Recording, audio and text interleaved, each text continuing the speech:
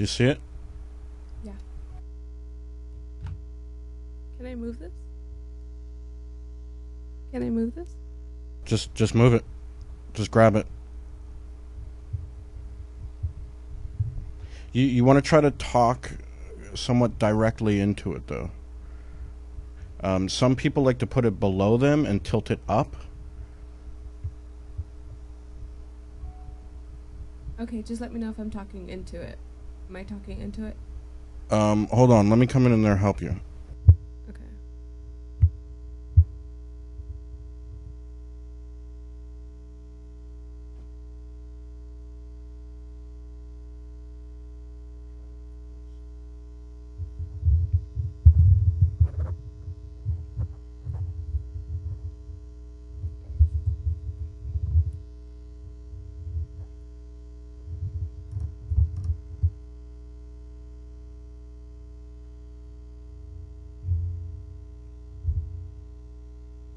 Yeah.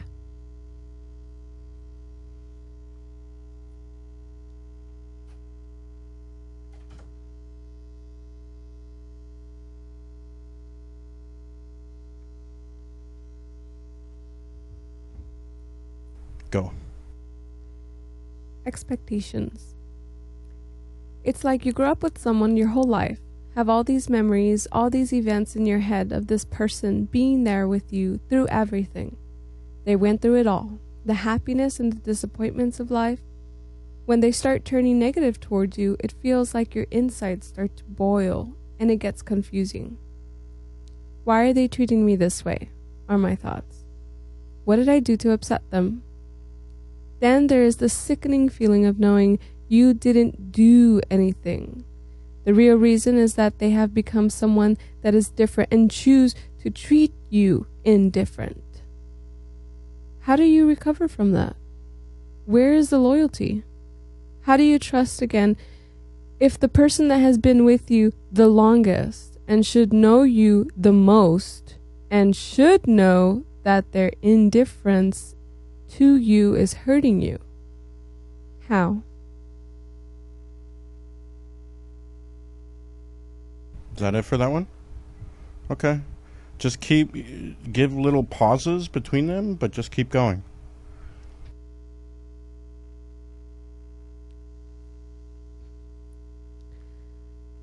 Friendship and love.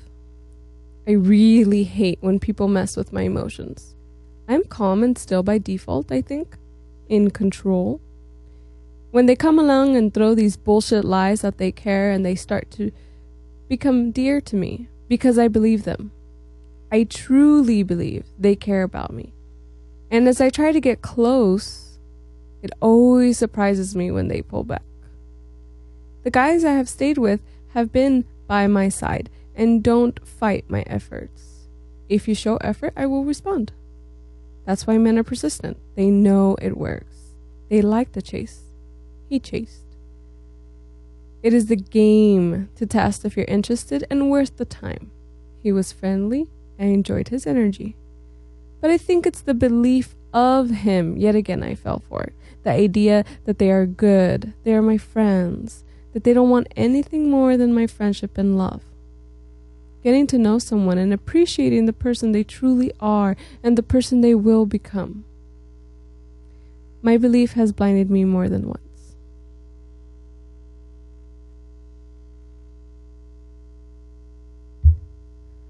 Betrayal. You don't know betrayal until it is your own flesh and blood who push you away and reject you. Siblings, parents, and children are supposed to have the strongest love for each other. Being denied causes a heartbreak that is so great, it tears the soul. It changes your being. If you want to redo any of them for whatever reason, just do it again, and we'll edit this later to make it all sound nice. So if you want to redo any, just do it. The story of a little bitch. That's what he said after he put me up against the wall and told me to think about it. to think about the things I've done to him that hurt, the words and actions that I didn't mean to hurt with. I said I was sorry, but saying sorry wasn't good enough. He wanted to hear me say it. He wanted to break me and hear me say, I'll do anything for you. I'll change my ways. I'll try not to hurt your feelings. I'll treat you like gold and be your woman without question. He wanted to defeat me, make me succumb to his will whenever he wanted. But you know what I said? I said, fuck that, and left. I won't be brought down to a man's will. I'm not going to kneel when I didn't do anything wrong. I said, I was sorry, but that's the way I am, and if I hurt your feelings, perhaps you're too much of a little bitch to be with me. And then he cried like the bitch that he was.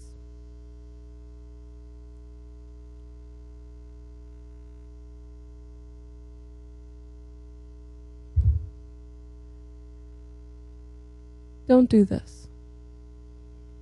My thoughts.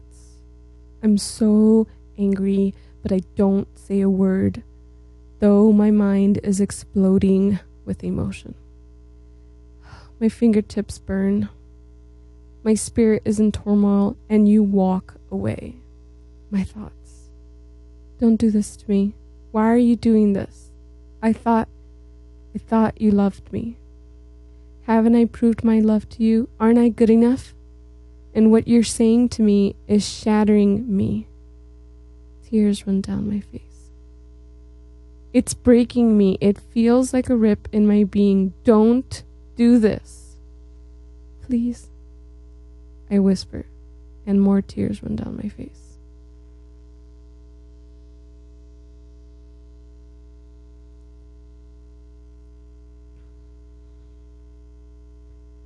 Snow globe. Like a snow globe, we were living in a bubble that protected us from the outside, where no one could hurt us, an area we created for us by our rules, our terms, in order to live happily. But when you left, our world shattered. My thoughts raced for days. Who am I? What am I? Where do I belong? I feel so disconnected from the big world. How did this happen? I did this to myself because I was afraid of the world. Now I'm alone. I'm alone in this broken glass weighed down by the water, and I can't move. It hurts to move. I feel so alone. I kept them out, and now no one knows I exist. No one knows I'm here. As I pick up the pieces of my life, the cuts I gather bleed out. I'm depleted of life, and my body feels heavy, and my spirit feels dark. Help, I whisper weakly. I wait. But as I wait, no one comes. And as I wait, my cuts heal themselves, just like when I was a child. My cuts healed, and now I am scarred. I know what happened between us happened for a reason. I am who I am today because I changed. I needed new skin, tougher skin. I am not tainted by experience. I am evolved. I am new, grown out of the ash of my destroyed life.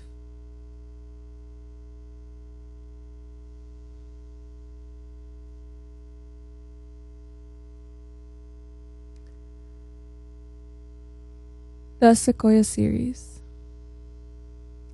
How amazing and unique are these trees? Sequoias are life-enduring and strong. The extreme climate and altitude of their surroundings cultivated these giants. It is a passionate tree that has been ignited by fire to properly grow. They are resistant of fungus, disease, and flames. Neither forces can destroy them.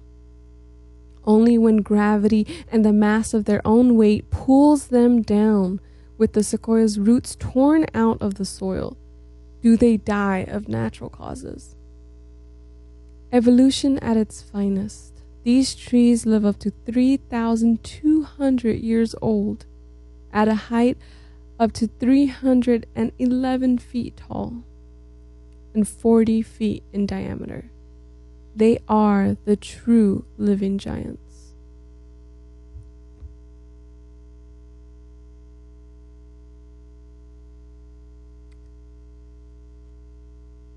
The Forest of Treasure. There is a stone who conceals itself more than most. On a mountain enjoying the view of his forest. No ordinary stone this is. His appearance is hidden under shadows. He is one of the brightest stones of all. There is no other stone like him in the land. He demands respect and has authority over his mountain of forest. Hidden beneath are stones more precious than gold. The knowledge of his forest is immense, but he is not wise. He has much to learn and to see of the world outside his forest of treasures. But the world outside is a darker, treacherous land, with creatures that destroy everything that is pure and innocent. Risk is not something that the stone is willing to give. The trees around are the gates of his heart, and only the kind and the genuine may enter the stone's forest. One day, a maiden of brightness enters. She was filled with sorrow and loneliness. She becomes lost and disillusioned in the forest. I'm going to start all over.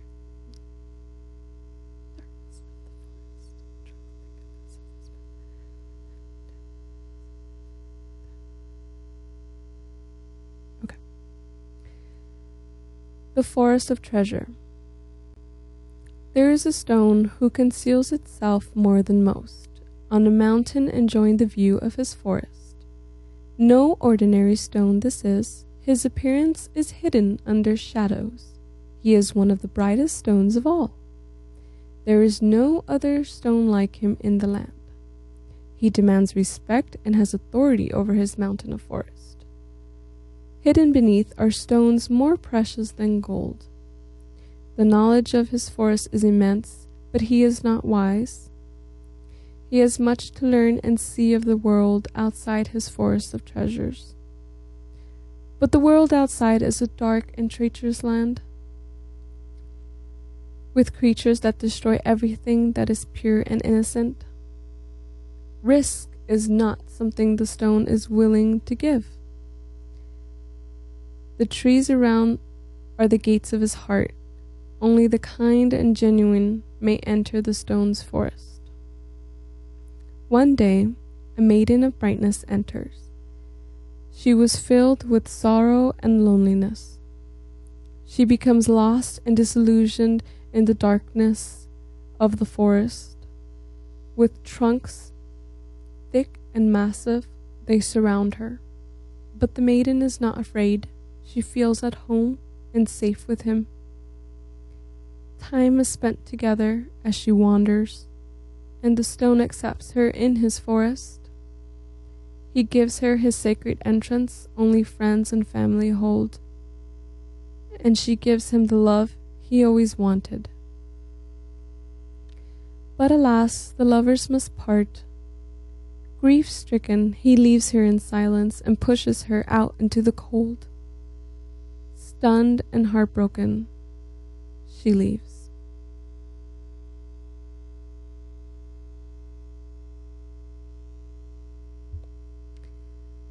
Lioness. In the darkness, there is Lioness. In the darkness, there was a flower who was without sunlight. Her life was on the brink of wilting. Without happiness, without love, she was losing hope. When a young lioness wandered in, A lioness looking for a companion, looking for someone to love and to be loved in return, to be accepted for her true beauty and mind. While walking in the cave of abyss, she heard the tears of the flower. She walked in and found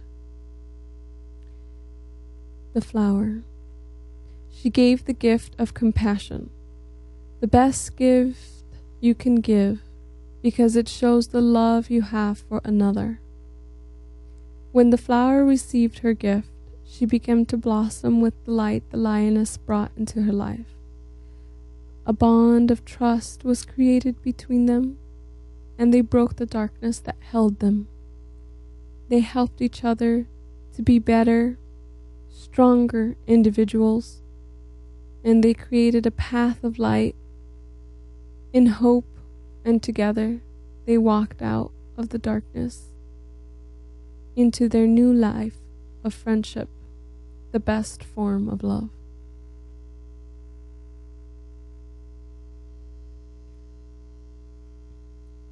Ember. There's an ember in a pile of burning wood that smolders slowly and brightly. It lies in wait for his love, the wind. The wind Ember. There's an ember in a pile of burning wood that smolders slowly and brightly. It lies in wait for his love, the wind. The ember lives for the wind. He waits patiently for his breeze to pass. The wind gives meaning and life to the ember, because when they combined, when they are finally together, the ember blazes with the wind. In that moment, they intertwine, they become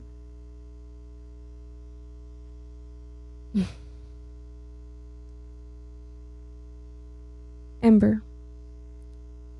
There's an ember in a pile of burning wood that smolders slowly and brightly. It lies in wait for his love, the wind. The ember lives for the wind. He waits patiently for his breeze to pass. The wind gives meaning and life to the ember, because when they are finally together, the ember blazes with the wind. In the moment they intertwine, they combine in heat. Together they blaze for a moment of heat in passion.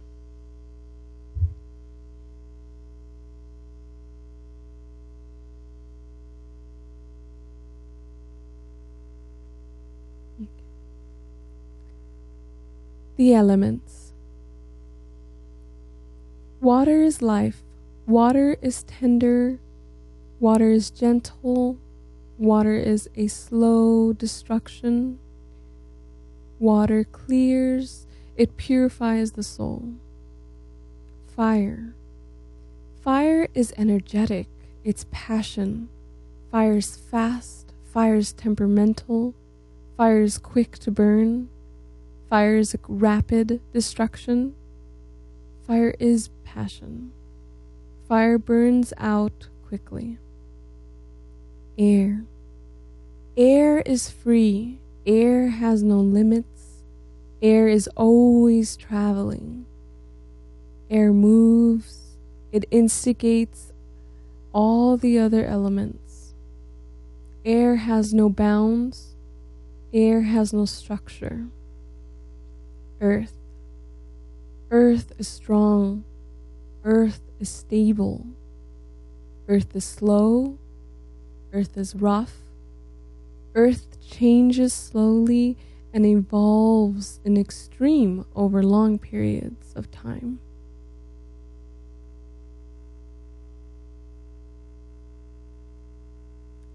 Warmth.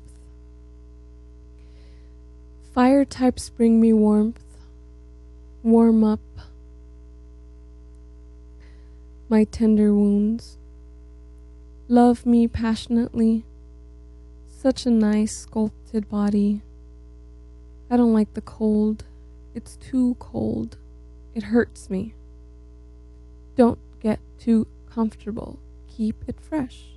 Be thankful, respectful, appreciate each other, love each other, spend time together, make time to talk, just like we used to.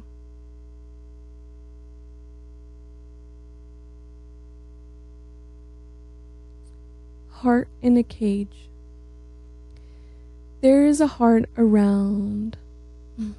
Heart in a cage. There is a cage around your heart. A cage that surrounds the being within each one of us. It is wielded by emotional iron and steel. Every hurt creates a bend that binds the cage tighter. Defense is its purpose. Fear is the expression of the cage.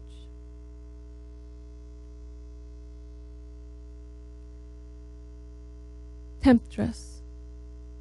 I am the temptress. I am the one to touch, the one whose passionate lips to lie on, to make you feel full and satisfied. Your fingertips will electrify my skin. Respond to me. My breasts soften your temper, my legs wrap around your manhood, my arms around your strength. I will feel the real you. I will love the real you. I will devour you. My love reaches into your soul and unravels tensions to unlock your heart. I am free, but when I am with you, I am yours to keep, yours to swallow, and yours to love, and to create a deep happiness. Enter your heart and release the tensions within.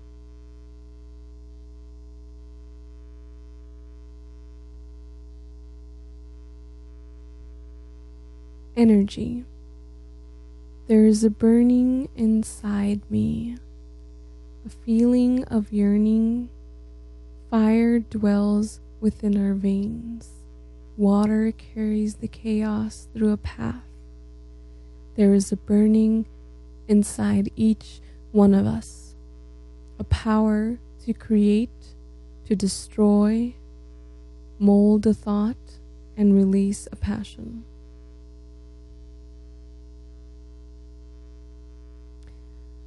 Tattoo. Black appearance.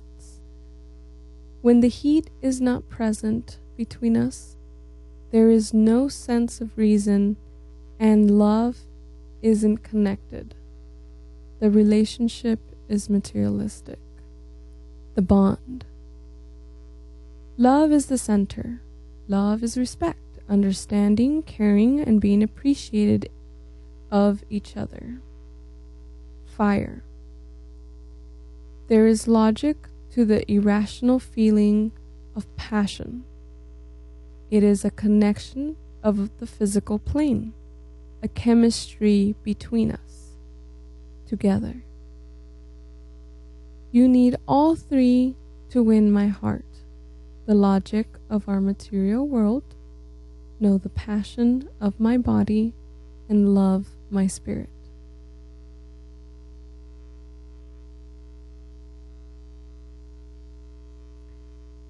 Destined for greatness.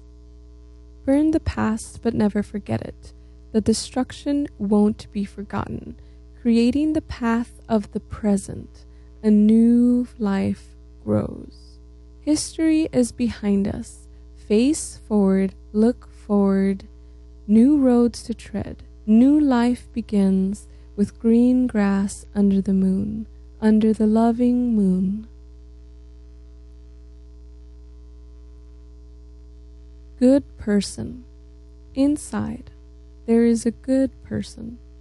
Inside, a person who means well, who means to be good. Outside, there is yellow.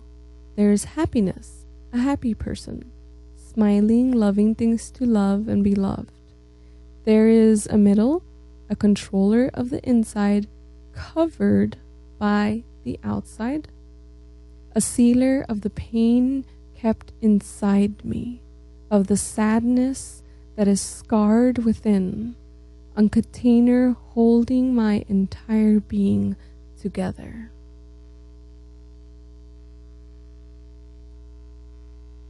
The dating game. I disrespect myself, trying to find love, trying to be loved. I'm not a fuck up. I respect what I want, and when I don't see it in someone, I leave. Easy as that. I don't want to lead anyone on. I don't want to invest in something I don't believe in. I'm trying to find him. I'm trying to believe in a feeling that means love. I'm trying. I keep trying and failing, and I don't want to be alone. I want a honey to love me and to take care of me.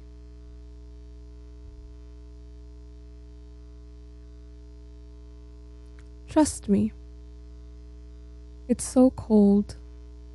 It feels so cold when you're around me, and all I think is love me, care about me, because I love you. I'll love you unconditionally. It doesn't matter what we have done or gone through. I'll take care of you. I love you for you. Trust me, and I won't hurt you. Please give me some loving. That's all I ever wanted.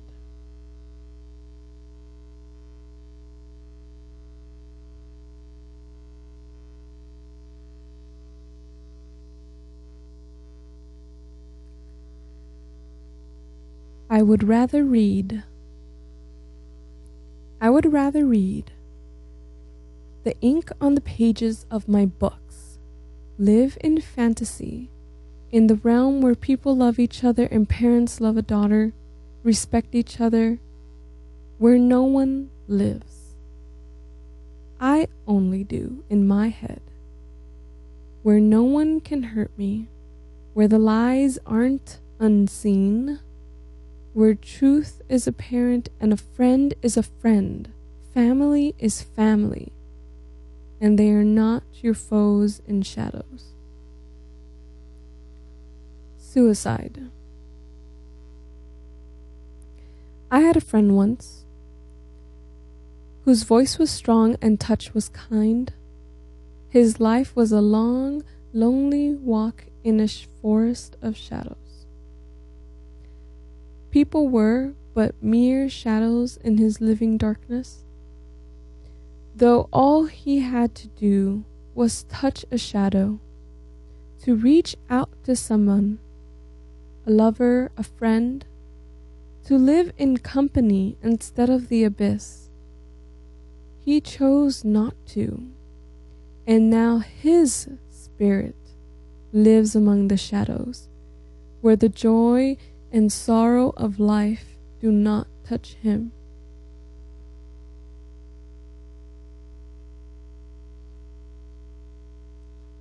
One or the other. To live is to love is to feel pain is to feel life. If you can't have one, you have none. That's it.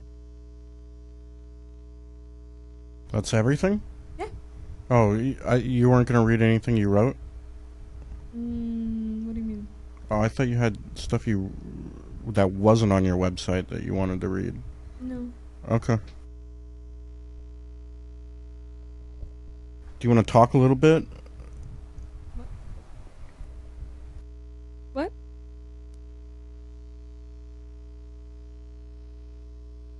Do you want to talk a little bit? About what? Just you and your writing and... Oh, you wanted to interview me or something, right? Well, I just want you... I want to put together a profile, so... Your name? Eileen Felix. And what's your website? www.efelixstudios.com. What motivates you to write? I would have to say my major motivation is experience. Things that I experience, that I feel have changed me in some way or another. A lot of your writing has to do with relationships in your life. Yes. I think that the most profound things that can happen and affect somebody is a relationship they have with other people. Last night, it was your first time reading your material in front of people at the last bookstore. Yes. What was that like? That was very, it wasn't as scary as I thought it was. It was very interesting. It was very warm. People were very accepting of what we all had to share. And that's why throughout the whole night, it started, I think, at 8:15. It went on till 11, and we happily waited till everybody said what they had to say because they heard what we had to say. So it was a give and take. It was a sharing. It was very intimate. It was only about 30 people. So it was something I'd like to do again. What do you get from writing? What is the result of the thoughts in your head and then it being put on paper, so to speak? What do you get from that? It's funny. I was actually looking at the definition of creative writing. And as I was looking at the definition of creative writing, I found a couple.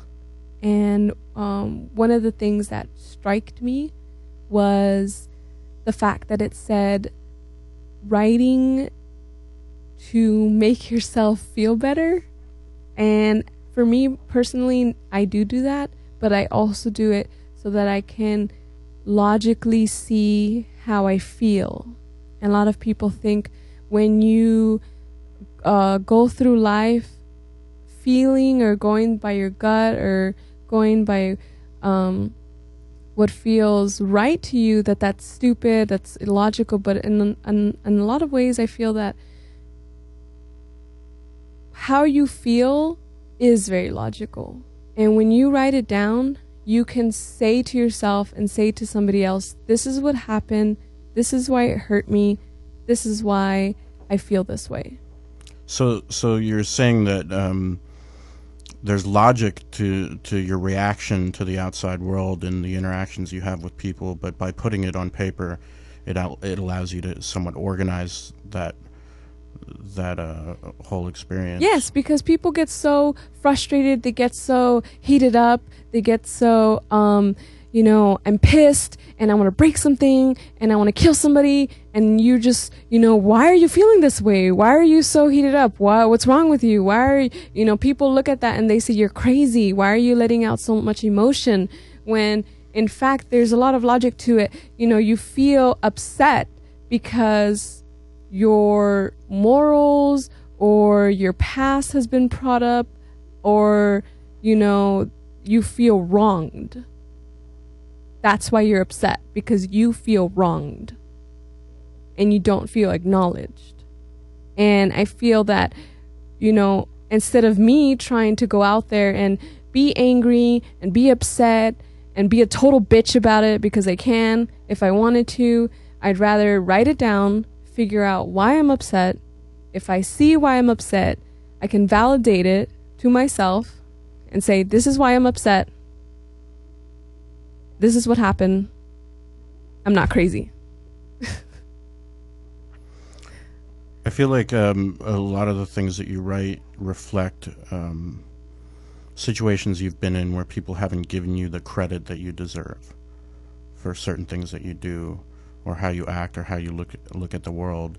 There's a battle between you and your father as to him trusting that his daughter is able to handle certain things or make the right decisions. A lot of that seems to come out in your writing. Yes, actually, that's something that I've noticed myself. I feel that you should always, I understand why people don't do this, but you should try to trust people. I'm not saying, give them your wallet or anything like that, but I'm saying trust people in the way that they can handle things. Because, for example, you're right. Whereas if I feel that somebody doesn't trust me to handle situation, it kind of belittles me as a person. No, you can't do it. You're not smart enough. You don't know what you're doing. You've never done it before. Okay, well, if I haven't done it before, I'll learn. If I haven't done it before, now I learned. But if you can trust somebody, you know, like your children, and give them a situation and say, here, you handle it. You try to figure it out. If you have any problems, let me know. You know, that's how you grow as a person. Because if you don't give them a challenge, no one ever grows. If you do it for them, they don't grow. And I feel that life is experiences and that you should grow from them. And it hurts to have somebody question that. Question whether or not you can pass. And it's belittling. Talk a little bit about how you grew up and your situation at home. What was it like?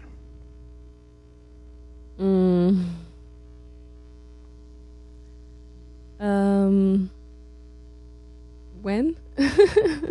You know, from give me an early childhood memory.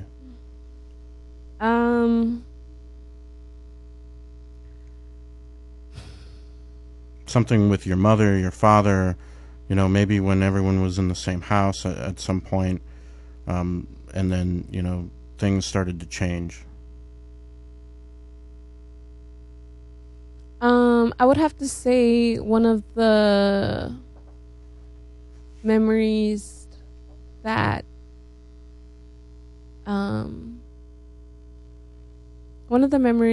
made me feel free. I always have this reoccurring theme of a freedom and wanting to do whatever I want and just being with whoever I want and doing whatever I want. And one of the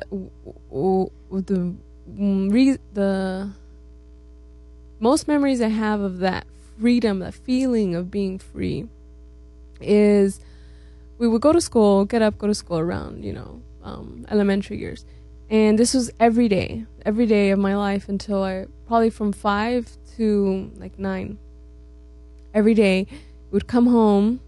Every day we would play outside from 4 to sometimes 8 to sunset, just playing. And that was so freeing and liberating. The only time someone ever told me, no, don't do that, you can't do that, was when my mom would come out and say, you know, it's sundown, everybody go inside.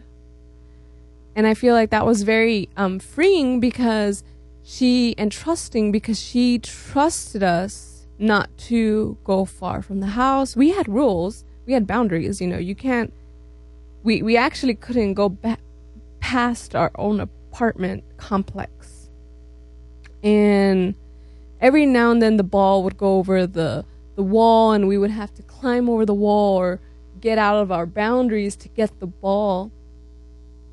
But that was always safety reasons, you know. She had these rules: don't go across the street because the cars, you know, might hit you. Don't go farther than your apartment complex because you don't know who's out there, you don't know what might happen.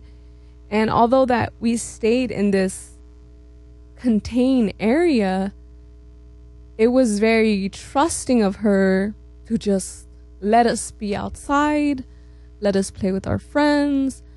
You know, we weren't allowed in people's houses, so we didn't do that. We tried not to go in people's houses. Sometimes they would invite us over, oh, come in, you know, have some water or whatever, and we would go in and just like rush out.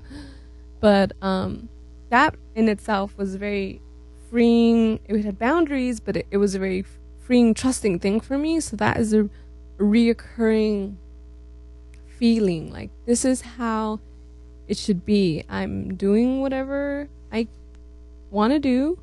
I'm not crossing the boundaries. I know the rules. And you know, every time sunset, sundown, she would just come out, yell at us to come back inside, and we all walked inside. Another thing that I notice, and you're a very young girl. You're only 23 right now. What do you think it is that makes you think, or makes you repel when someone tries to tell you what to do or try to lead you in a certain direction? Why do you think that? That's wrong. Yeah. Well, what gives you the sense that you have the wisdom to know otherwise? That is a good question. Why do you feel entitled to that freedom that you so much want to defend? I guess because I feel like I know what I'm doing. Why do I feel that way? I just, because I think I'm smart. I'm smart enough not to make stupid decisions, I feel that, But for you to be smart, mm-hmm.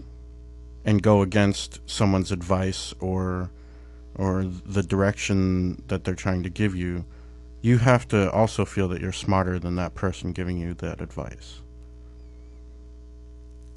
And is that how you feel? You feel that you see the end, you see the point that you want to be at, and you think that you understand the shortest distance between where you are and where you want to be. Well, I don't think anything I'm doing is wrong, I guess. The answer to your question. Like, I don't think... So you've never done anything wrong? I don't think I've done anything to detriment myself. Really? In a really, you know, unsafe way. I mean, that's what I mean against authority. Authority in the way where, you know, my dad wouldn't let me go over people's houses. I didn't understand. Yeah, but why. that's stuff for, you know, when you're 10. No, now? I'm talking about like in teens, after like 17, 18. You weren't allowed to go to people's houses at 17 or 18? No. I was never allowed to go. Why do you think your father instituted those rules? I feel that because he felt that it was very unsafe. Because of his own personal experience? Yes, because growing up in Mexico, you always hear of this girl and that girl who was raped, this girl and that girl who was, you know, stolen. How old was your father when he came to the U.S.? 14. He was 14. And how old was your father when you were born? 24.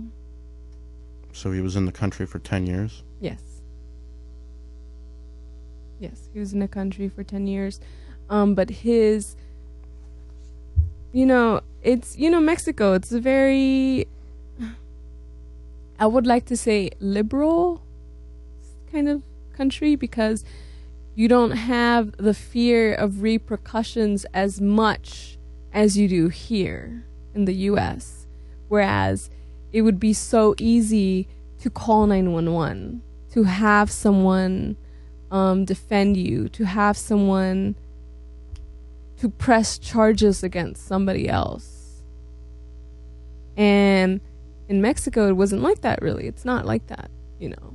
It's she got raped and she's fucked, and that's it. There's nothing you can do about it.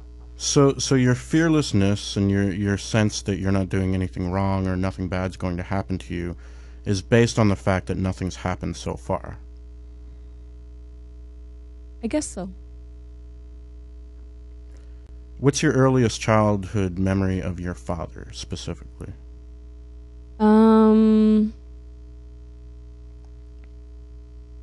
He used to be a truck driver, and he would have my mother and me travel with him on this truck. Was he delivering things, or? He was a commercial, the big rigs. Okay. and on the truck they have like room in the back where you can sleep and you can stay at while you do these huge hauls. And he would travel things from Mexico up all the way to San Francisco and then down. So we did that, and that's where I slept, and that's where I lived, traveling on this truck. And that's the earliest memory. I remember being on the truck. I remember traveling. I remember being on his lap. Was that a happy time? I don't remember being happy because I was so young. I was like 2 to 3 years But old. you don't remember anything necessarily negative about it either. No. That's just a memory. Yeah. And this was your mother and your father were getting along and everything was fine at this time? I don't remember them fighting. No. I was very young. I don't remember them fighting. The earliest memory of them fighting was when my brother was born. We lived in this garage, and it was me, my sister, my brother. He was a baby, and I remember before he was born, everybody would tell us, "Are you excited? You're gonna have a baby brother. Are you excited?" And then we would be yes, and then we would run to our mother and hug her, and she would have the belly. And my brother was born when I was 4, so that must have been when I was 3. And when he was born, I remember my mother and my father fighting, and it got so bad that he left and he took my brother with him. And my mother was so afraid, she called the police, she called her sister came down. I wasn't sure what they were fighting about. I'm not sure what happened. I was, like I said, 4. But the cops were there. They asked us if we were okay. They asked us if anyone hurt us or something. And we said no. But we just said, my brother's gone. My baby brother, he's gone. And my dad took him. And that was like the first kind of negative sort of memory. And he took and he left. And do you know where he went? My mom said he tried to go to Mexico, but I don't remember. I don't know. How long was he gone? Like 2 days, I think. 1 or 2 days. He wasn't gone long. So what do you want to do with your writing? Is writing something that you feel like you're going to continue to do throughout your life? Yeah. I'll always be writing. That's a way for me to understand what the hell's going on in my head. A way to see what I'm feeling, what's going on. It's sort of kind of to me a diary of what I've been through, what I've learned from, what when I was a teenager, when I was 14 and I was in high school, I didn't have a mom or dad to talk to. I didn't have somebody to ask about life stories. I didn't have someone tell me, this happens, be aware of this, be aware of that. So what I did is I went to the library and I started reading books about how to be a successful teenager. And I would read these books, and the most interesting part of these books were personal experiences that people had. And I remember thinking that instead of having someone just tell you what to do, instead of having someone just tell you, how to act and how to be, it was more of a connection. It was more of something I could relate to. If they could just tell me their story, I could read their story, and I could find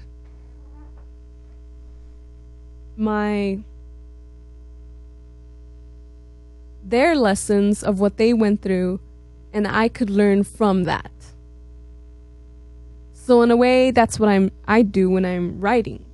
I'm writing, this is what happened, this is what I did, and this is how it turned out. Do I regret any of the decisions I've made in my life? I don't think so. No, I don't. I've had decisions where, it didn't come out the way I thought it would, but I wouldn't say I regret them. I regret them. I would say I would handle it better next time. Regret is having, living in the past. It's not moving forward.